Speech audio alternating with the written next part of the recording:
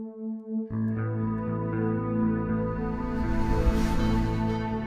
Ramos is a Univision anchor. He just wrote a book. It's called Stranger, The Challenge of a Latino Immigrant in the Trump Era. He joins us tonight. Jorge, thanks for coming on.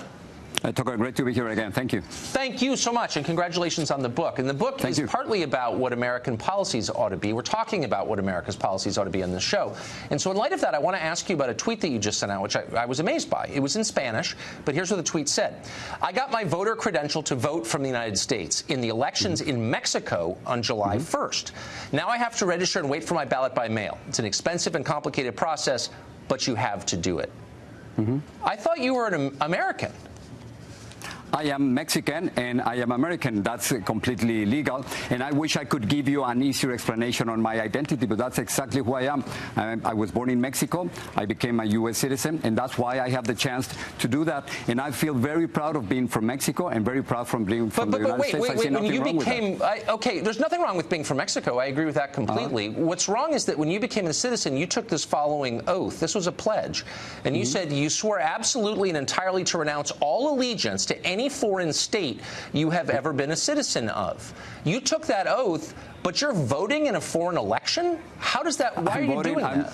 I'm voting in Mexico, and I'm voting here in the United States, and there's absolutely nothing wrong. Some countries allow that, and that's precisely why I have a U.S. passport and I have a Mexican passport. But there is something wrong. And by the way, I'm not the only one, and I think I can participate fully in the U.S. electorally, and I can do exactly the same thing with Mexico. And the relationship between Mexicans and Mexican Americans is perfectly legal. So I see absolutely nothing wrong with that. Okay, but I think a lot of our viewers may not know that you can vote in a foreign election because, again, and you had to show ID to do that. Now they know. You had to show ID and it's happening in Mexico, and it's happening in Europe, and it's happening with many countries, not only Mexico and the U.S. Last time I checked, Mexico is not invading the U.S., and we're not at war. That's the last time I checked. You're not invading the United States, and yet Mexican citizens live in this country, vote in Mexican elections, and then write books telling Americans like me how we should run our government. When you clearly haven't renounced your loyalty to a foreign government, why should I take you seriously? With respect. I happen to be also a U.S. citizen, and sometimes, and that's precisely the title of the book, sometimes I do feel like a stranger, because it seems, as you just pointed out, that for many Americans I'm not American enough, and believe me, you're voting in a foreign election. Wait, hold on. It's not about Mexico. It could be any country. But why should I take you seriously as an American if you are still tied to a country, despite the oath you took, apparently disingenuously, to renounce your ties to that country? You're weighing in a foreign election. In what sense are you fully American? Sincerely. Okay, well, just because of my arguments, and just because I'm a U.S. citizen, just as you are. So now it seems that I'm not voting in foreign elections.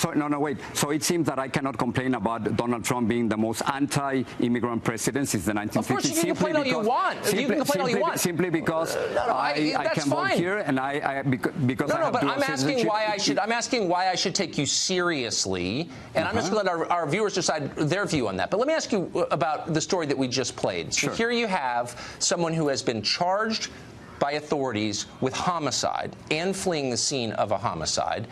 And federal authorities say this guy's in the country illegally. Nobody disputes that. And the city of Denver decides to let him go on a very small bond. Why wouldn't they call the federal government? Why would they prevent the federal government from enforcing federal law? Well, the way you presented this story is, I don't know why you want to become state media, Tucker, because you are criminalizing all immigrants. You're suggesting state media? I'm not criminalizing anybody. I'm asking about this specific what Donald Trump is doing. Spare me your Univision talking points. I'm asking you a real question. Okay, this is the argument. The argument is that the vast majority of immigrants, and you've heard this argument, the vast majority of immigrants are not criminals and are not rapists.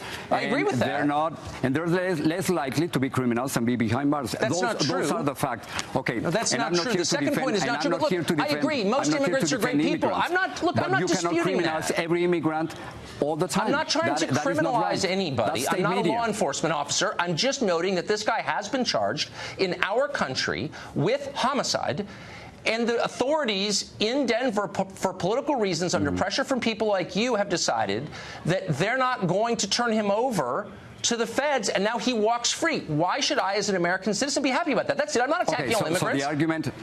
So I wish I could have that influence. But so the argument is about sanctuary cities. That's what you complain, right? That's what you don't want. Well, I mean, I think sanctuary cities are doing a great job defending immigrants that nobody else wants to defend. But why this guy? Why this guy? He's charged with homicide. People in Denver don't care about theoretical arguments about trumping mean to immigrants. They don't want a guy charged with homicide who's here illegally wandering the street. I'm not here to defend criminals. I'm not here to defend criminals, but just to criminalize all the immigrant population simply because of one person would be like if I would criminalize all the white population simply because of what Stephen Paddock did in Las Vegas, killing 58. Well, you're part of the white population, if I could just point out. You always pull that card on the white population. You're whiter than I am, Jorge. Knock that stuff off. I'm not, you know what? It is completely unfair to criticize the whole population or a whole group simply because of one person. Okay. Of course, I agree with that. You should never attack people on the basis of things that other people did, of course. But I'm not talking about all people. I'm talking about this person who was protected by policies that you support and have advocated for, and the rest of us are suffering because of that. So why don't you tell me why it's a good idea to let this specific guy out of jail, Mr. Neck Tattoo, charged with homicide, and why should we be happy about that? They could have turned him over to the feds, and they didn't because of pressure from you. Again, I'm not here defending any criminals, but I'm. So will you say that this is a bad decision? But I think sanctuary cities is a good idea. I think somebody has to defend immigrants. You know, I was listening to. But who's going to defend the rest of us? Why should we be for this, American citizens? Let me give you another argument. I've been listening to what's happening in Los Angeles. It's also sanctuary city, and the Los Angeles Police Chief Charlie Beck said the following: that the reports of sexual assault and domestic violence in the city Latinos residents has declined. Why? Because of fear.